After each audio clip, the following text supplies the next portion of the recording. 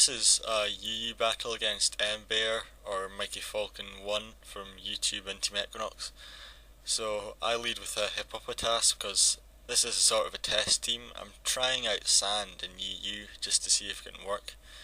But yeah, my first test was kinda successful, but this one not quite so. So we both stealth rock on our first turns, and yeah, here I sort of realised a really crucial weakness in my team. I don't have a spinner, which was really bad. So here I predicted something to come in and take the earthquake, and that works out quite nice. I get a crit and the defense drop on his parasect. So yeah, and Hippopotas's move pool's actually a lot more limited than uh, Hippowdon's. He doesn't get Stone Edge or any of the Elemental Fangs or anything really. So yeah, I actually outspeed there, which was a bit of a surprise. And yeah, I get another crit, which is going to take him down into the range where Sandstorm can kill him. So that was a bit hacksy there, but yeah. And I just left Hippopotas in to get the sleep because I kind of expected to go second there, but it worked out quite nicely. So now I go into Credilli because it's a special. It's just a beast in special defense in the Sandstorm. But that Shadow Ball done a hell of a lot to Credilli, so I'm pretty sure he's specs. So now I'm sort of wary of any trick that might be going on. So Credilli's not going to be my safest switch in. But yeah, I went for the Toxic there, predicting a switch. And he goes into Relicanth. And from his videos, which yeah, I'm sub to, you should be sub to him too, I know he actually carries rest on this, but for some reason I forgot that. So yeah, I stay in here wanting to get an earthquake on it, see how much it does, but that head smash does a hell of a lot. Like, it really does a lot. And my earthquake does nothing, because Credilli's got pretty pathetic attack. So I'm going to switch out now to Hippopotas, but he makes a really nice play and goes for a waterfall, which was a really good play for him, just because it would have KO'd Credilli from that range, and it's going to do a lot to anything that would come in to resist the head smash. So yeah, good play for him there.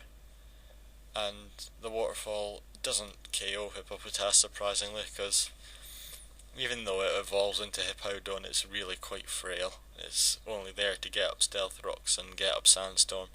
After that, it's pretty disposable. So yeah, I actually switch now. I stay in, burn a turn of sleep. I was just gonna fodder it, but he goes for the rest. And yeah, I said this was a rest talking Relicanth, but I forgot that at the time. I should have seen the rest coming.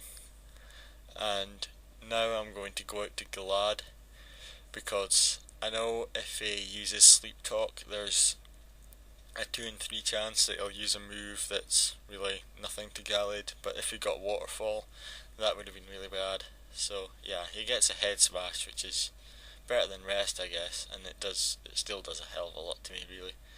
I kind of expected to take it a bit better, but Galad's defense is quite rubbish. So I go for the Leaf Blade here, kind of predicting a switch into Rotom and knowing it would kill anyway, even if he didn't switch. And it's choice banded, so the close combat would have KO'd. But yeah, like I said, I feared to switch to Rotom too much, so I just went for a safer option. So now he's going to go into Rotom, and I just leave Galad to die, really, because I don't have anything that would like to switch into the Shadow Ball. I should have foddered Hippopotas there. That would have been the sensible play, but hindsight's a wonderful thing. So I go into Registeel now, and I go for the T-Wave, just wanting to get some paralysis on it, so that my late game sweeper can do its stuff. But yeah, he brings in an Ursaring predicting that, and that was a great play on his part. And I actually kind of thought that he brought it in. He predicted the T-Wave, because I was chatting to him on Zat, and so I presumed he was Quick Feet because he brought it in on that, so I kind of thought I'll just live the close combat and then I'll explode, but it turns out he was actually Guts, so I probably could have Ironhead paraflinched him to death, but actually that probably wouldn't have worked for me considering I can't manage it with a Jirachi. So yeah, I just got it to Moltres now since I've sort of got a free switch, and he brings in Medicham, and I just go for the overheat here. I should have probably went for the flamethrower, but yeah. So now overheats, he's just going to live it. He lives it on 2 HP, and that's really gay. That was actually kinda crucial, because I wouldn't have had to take another special defense drop next turn. Because yeah, I'm scarfed, so I'm gonna have to keep the same move, and I can't switch out because of stealth rocks. I wouldn't be able to come back in, and I don't think the fodder would do me any good at the moment because I've got Hippopotas for that. So yeah, I have to half my special attack again, so that really sucks for me. And now, because my special attack's been halved again, if I hadn't taken that extra special defense drop, special attack drop, that would have came close to KO. Maybe a couple of sandstorms would have finished it off, and that thing caused me a lot of problems really.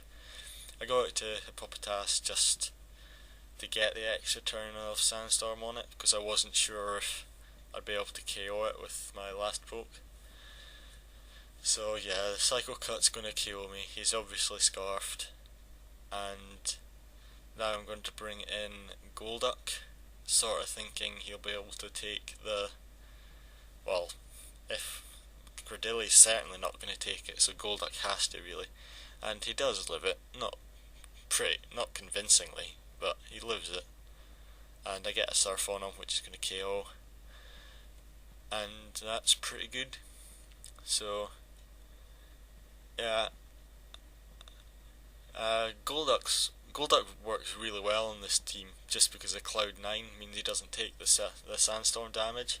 So yeah, he works well because he's getting the lefties, but yeah, that didn't make a difference here at all. He didn't have a clue of Credilli's typing or resistances or anything here, so he spent quite a while choosing the move to get himself locked into. So then he went with Shadow Ball, which was pretty obvious, and that's just gonna take out everything, get to crit to boot in the last turn. Didn't matter at all. So good game, Embear. Comment, rate, subscribe. Join Team Equinox. Lalu out.